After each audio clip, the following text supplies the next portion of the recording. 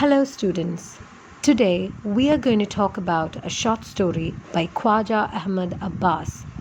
It is titled after the main character of the story, Bholi, and sheds light on the social status of women in India.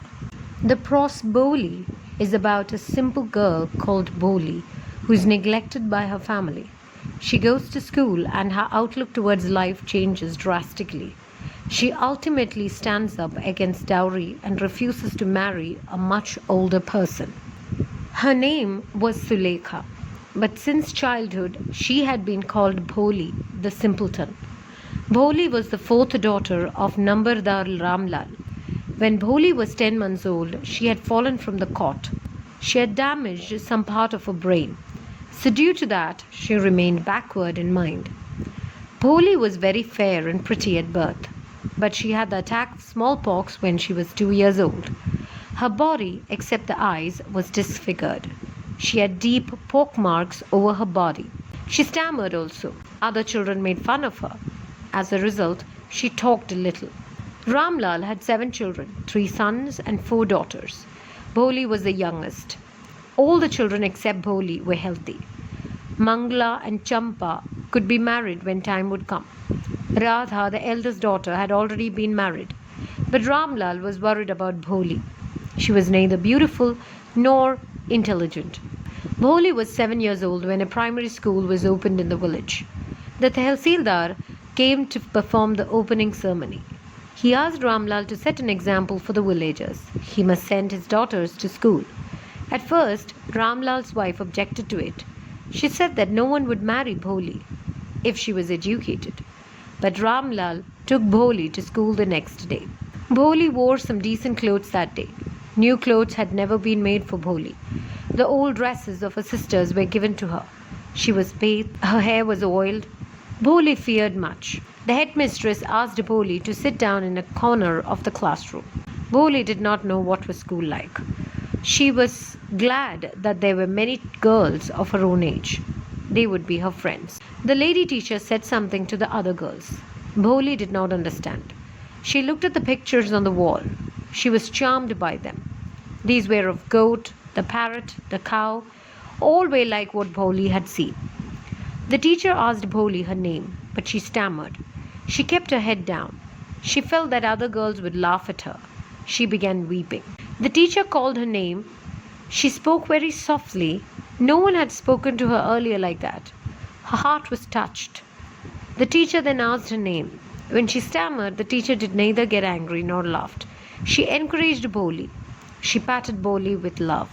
She asked Bholi to take the fear out of her heart. She also told her that she would speak rightly one day. Then she would not be afraid of anybody. The teacher gave Bholi a book. It had nice pictures of dog, cat, goat, horse, parrot, etc. in color.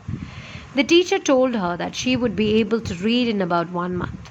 She would read a bigger book. Then no one would laugh at her. Bholi felt happy. She felt as if the bells in the village temple were ringing. Her heart was beating with a new hope and a new life. The years rolled. The village became a small town. The primary school became a high school. Now there was a cinema and a cotton ginning mill. The mail train began to stop at the railway station. One night after dinner, Ramlal asked his wife about Bishamber's proposal to marry Bholi. His wife was happy that Bholi was getting a wealthy bridegroom. Bishamber had a big shop and a house of his own. He was 45 or 50. He limbed also. He had the children from his first wife also.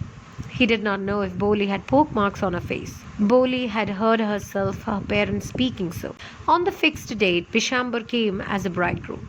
He sat on a decorated mare. There was a brass band playing before the bridegroom. Bholi's sisters got jealous of her. Ramlal was also overjoyed to see such pomp. He had never even dreamed that his fourth daughter would have such a grand wedding. At the fixed time, the Brahmin asked to bring the bride. Bholi was dressed in a red silken bridal dress. One of Bishamber's friends asked Bholi to garland the bridegroom. Women slipped back Bholi's veil. Bishamber looked at her quickly. He asked his friend if he had seen the poke marks on Bholi's face. His friend told him that it didn't matter. He was also not young. Bishamber asked for a dowry of 5,000 rupees. Ramlal put his turban, his honor, at Bishamber's feet. Ramlal was to give 5,000 rupees to Bishamber as a dowry. Ramlal offered Bishamber 2,000 rupees, but Bishamber refused. He threatened that they will go back. He also told to keep his daughter. Ramlal had tears on his face. At last he put 5,000 rupees at Bishamber's feet. Bishamber asked for the garland. Once again Bholi had veil over her face, but she looked straight at Bishamber. There was neither anger nor hate, but only contempt in her eyes. Bishamber raised the garland to place it round Bholi's neck, but she threw it into the fire. She told her father that she won't marry Bishamber. She asked him to take the money back. She also told that she was willing to marry the lame old man, but he turned out to be greedy and hateful. She won't marry him. Other women wondered how Bholi, a harmless dumb cow, had become so violent. Bholi told them that is why they were giving her to that greedy man. But she won't go. All started going back. Ramlal stood rooted to the ground, his head bowed low with grief and shame. The flames in the sacred fire slowly died down. Ramlal told Bholi that no one would marry her then. What would they do with her? Bholi told her father not to worry. She told him that she would serve them in old age. She would teach in the same school. Her teacher had seen the whole drama. She showed her satisfaction at it. She did so like a great artist does on his creation of art. The summary of the story. This story is about a girl who is ugly and who stammers. As she is different from her siblings, she does not get proper care in her family. Her father sends her to a school because of a command from the Tehsildar. The teacher in the school becomes the true mentor of Bholi and helps her gain some confidence. Time flies, and with that Bholi becomes a young woman who is educated, unlike her sisters.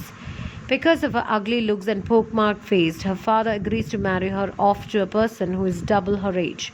Bholi agrees with her parents' decision, but when the bridegroom arrives, he demands a hefty dowry to marry her. Her father somehow manages that money. Bholi is aghast at this development and decides to rebel against all. She decides to spend rest of her life to serve her parents and to teach in the school. With that, we have come to the end of the session. Thank you and have a nice day.